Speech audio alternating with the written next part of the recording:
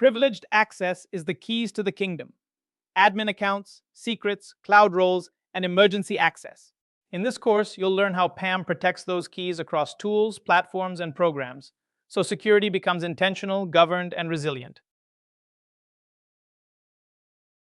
We'll begin with identity and privilege fundamentals, then move into practical PAM design and operations. You'll build the foundation first, then apply it through Microsoft Entra PIM, major PAM platforms, operating systems, cloud, Kubernetes, and DevOps. Treat this as a progressive journey. Steady study, hands-on practice, review, and continuous improvement. At a high level, the course follows a maturity path. We start with identity fundamentals and the risks created by privilege. Then we build the PAM control model, apply it in major platforms, extend it into real infrastructure, and connect the pieces into a governed enterprise program. Use this course in a way that matches your experience, while keeping one goal in mind: connect every concept to real systems. If you are newer to IAM or PAM, move in order and build the foundation carefully. If you are intermediate, follow the main path and spend extra time where it connects to your role.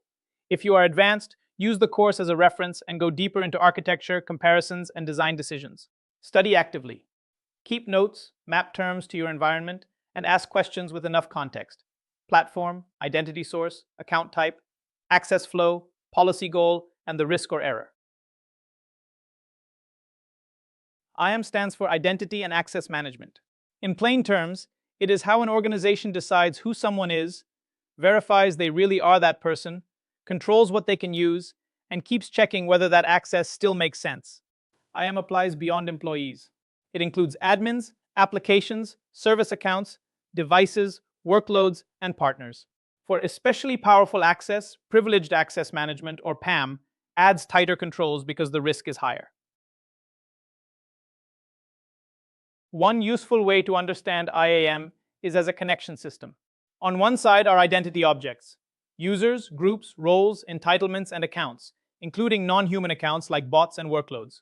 On the other side are resources: applications, databases, cloud platforms, files, infrastructure, and devices. IAM defines how identities receive access to those resources. The risk sits in the assignments between them. Poorly managed groups create broad access. Stale roles let people keep access they no longer need. Excessive entitlements increase privilege risk. Strong IAM keeps those connections accurate, justified, and reviewable. Authentication is the process of proving that an identity is really who it claims to be. A password or PIN is one factor, but by itself it is fragile. Credentials can be stolen, tokens can be compromised, and sessions can be hijacked. Stronger authentication combines factors: something you know, something you have, and something you are. That might mean a password plus an authenticator app, hardware key, smart card, or biometric check.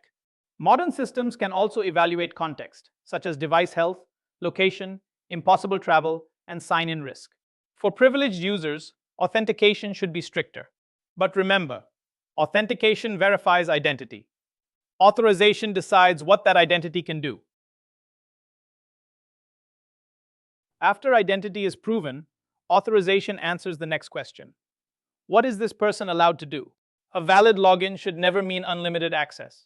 Authorization uses rules to decide which applications, data, systems, or files a user can reach, and what actions they can perform.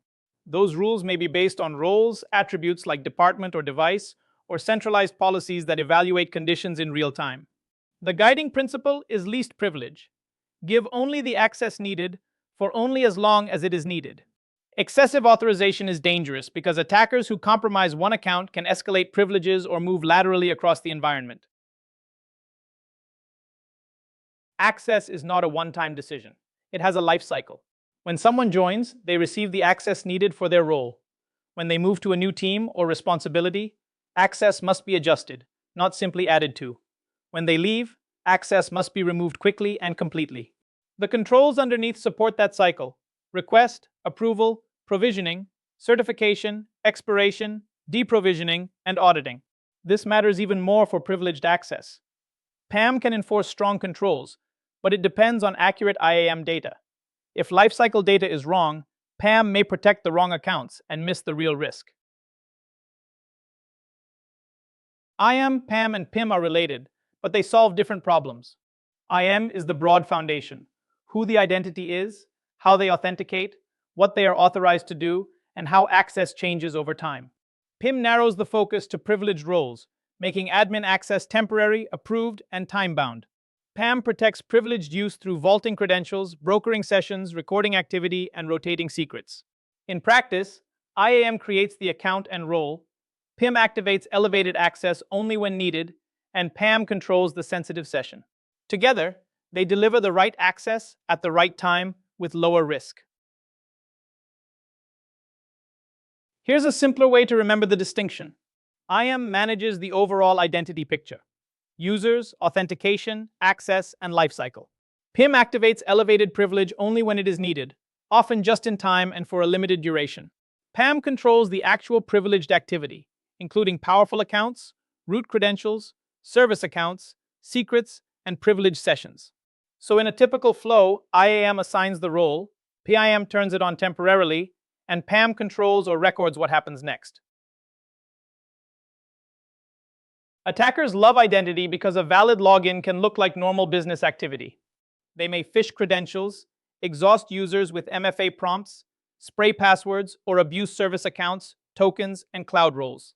Once they reach a privileged identity, the impact grows quickly. Controls can be disabled, sensitive systems accessed, persistence created, and evidence hidden. That is why PAM focuses on reducing opportunity, not just blocking the first attempt. Limit standing privilege, control privilege sessions, rotate credentials, and monitor high-risk activity. If an identity is compromised, these controls shrink the blast radius and give responders better signals. PAM is the operational extension of IAM for high-risk access. IAM tells us who users are, what groups they belong to, how they authenticate, and what access policies apply. PAM takes those foundations and applies stricter control to administrator accounts, elevated roles, service accounts, and sensitive systems. That means defining privileged entitlements clearly, approving access when needed, enforcing strong authentication, limiting what actions are allowed, and reviewing access throughout its lifecycle. Governance turns those controls into audit evidence and risk visibility. The goal is not just managing identities, it is securing privileged access consistently, at scale. You've now built the IAM foundation. Authentication proves identity, authorization defines allowed actions, and users, groups, roles, entitlements, and lifecycle processes shape access.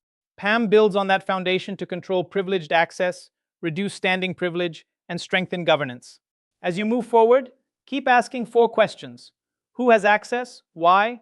How is it approved? And when should it be removed?